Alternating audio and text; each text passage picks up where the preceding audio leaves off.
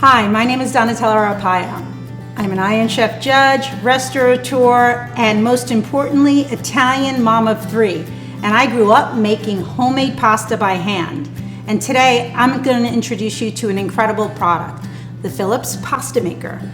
And for every mother or friend who's called me up and said, teach me how to make that pasta, and failed miserably, this is for you. It is so easy, versatile, and I'm telling you, it takes away all the angst and gives consistent pasta every time in under 10 minutes.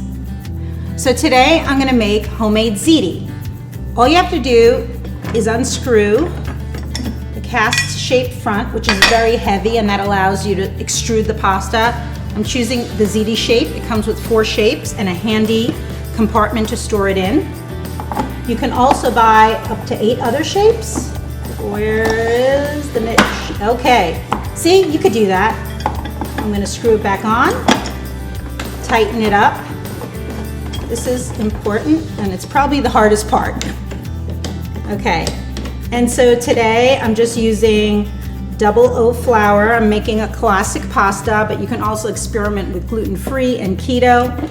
So once this is secure, we're gonna just lift up the flip, and the Philips Pasta Maker comes with this measurement cup, which is important. Don't lose this, okay? I'm using regular double O flour. I'm filling it up, pouring it in. You don't have to be too perfect with the sizes. Then I'm taking an egg, cracking it, and because I'm doing a ½ pound of pasta, it's really simple, egg and water. I fill up to the water line.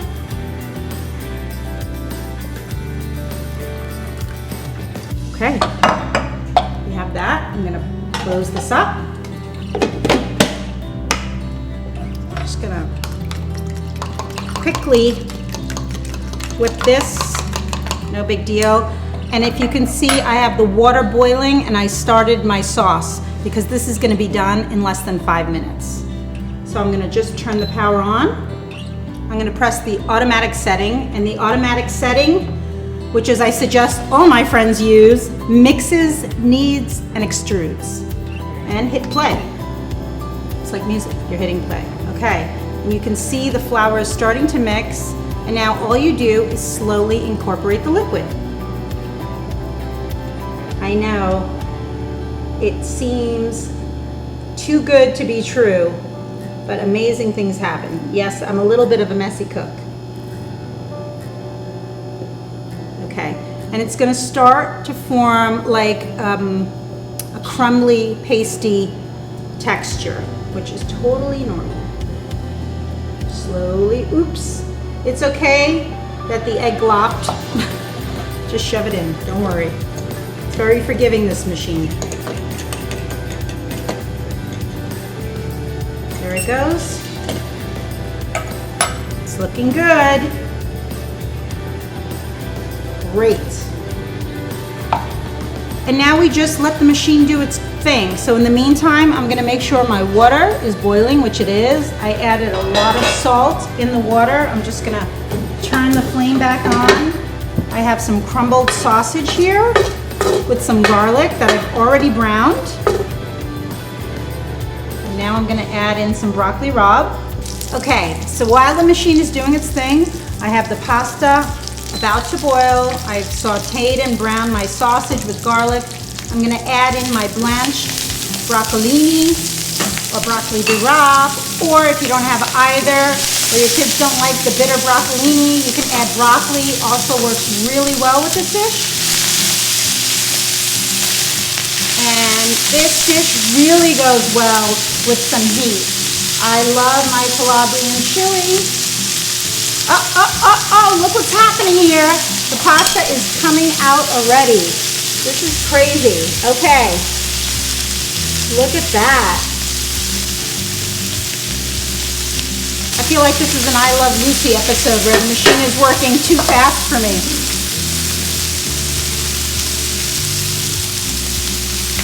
I'm used to doing the spaghetti. I have time to cut it. But this is great. The extrusion is unbelievable. Okay, it's almost done. Isn't that beautiful? This is unbelievable. Do you know how long it takes to do this by hand? It really is an art form, and the people at Philips really mastered this. It's unbelievable, the technology that they came up with in this simple, easy-to-use, quiet machine. All right, we're done. Okay, so now, oh my gosh, the pasta machine made pasta before my pasta water even boiled. That's insane. That never happens. Okay, this is ready. I'm going to lower the heat.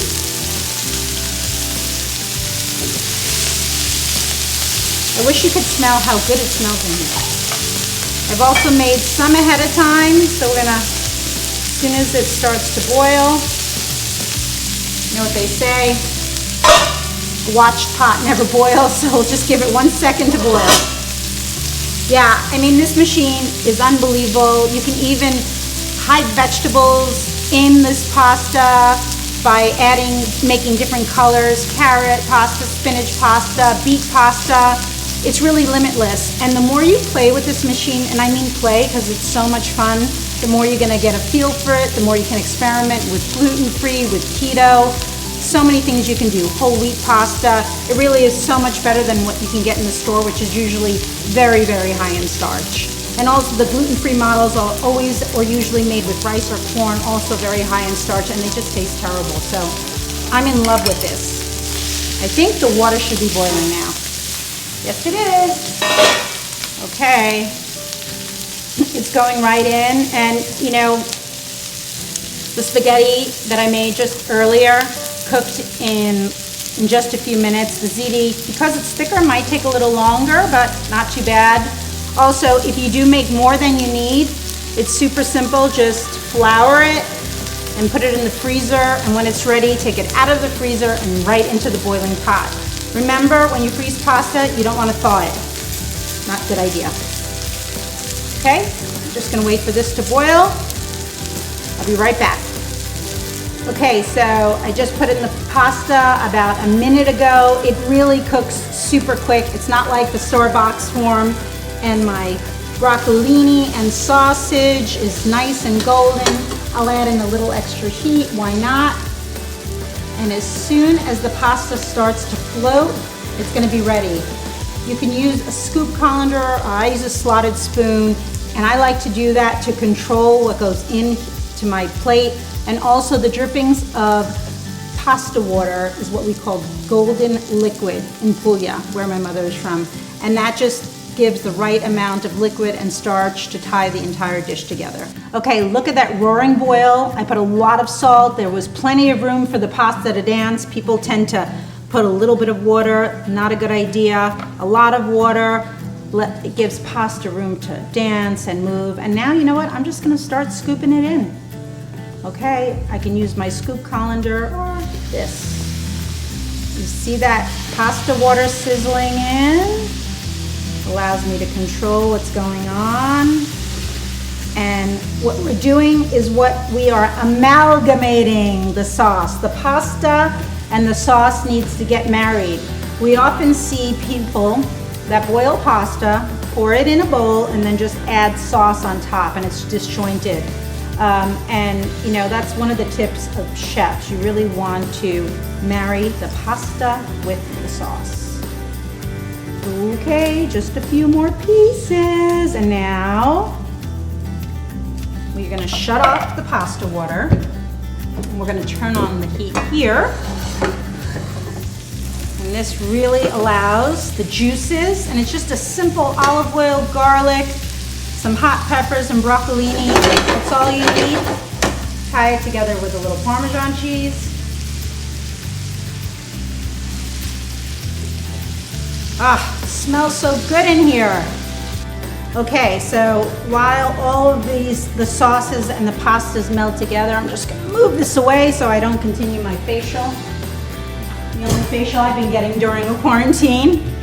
And if the one thing I do love about Philips, a lot of machines, you can only make one or two shapes. You can make so many different shapes, and the shape of a pasta is important because there are corresponding types of sauces that go with it. This is a short, thick pasta with ridges, and it really lends itself well to a rustic sausage and broccolini, where this light olive oil based sauce just goes into the nooks and crevices of this pasta. It's done. Right on the table. Boom. Buon appetito.